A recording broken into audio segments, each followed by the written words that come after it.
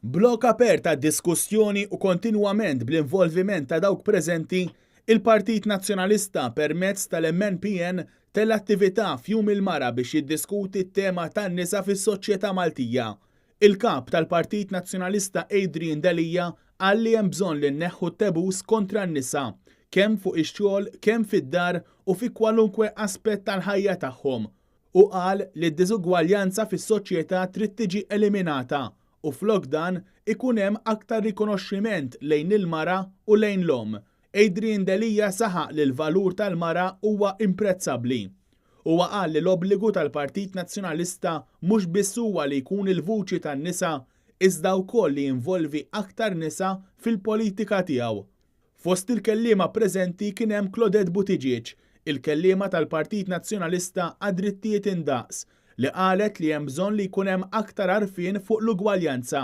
Hija ħarset lejn statistika Ewropea fejn f'ċirkostanzi raġel f'impjieg jaqla euro u mara taqla biss 84 ċenteżmu. Hija saħqet li din id-diżugwaljanza trid titneħħa għal kollox. Il-kelliema tal-Partit Nazzjonalista għall-Ekonomija u l-Innovazzjoni Christy De Bono minnaħa tagħha qalet li l-mara illum il-ġurnata għadha ssib bosta sfidi f'kull settur. Saħqet li għalkemm hawn bidu ta' bidla kulturali għad hemm ħafna xi jsir. Hija qalet li preżentament fiċ-ċivil hemm 15% nisa li jaħdmu f'dan is-settur fejn qabel dan kien 30%. Minnaħa tagħha Roslyn Borchnight, is-Segretarju Internazzjonali tal-Eżekuttiv tal-Partit, qalet li l-ħidma għandha tkun li jkun hemm opportunitajiet indaqs.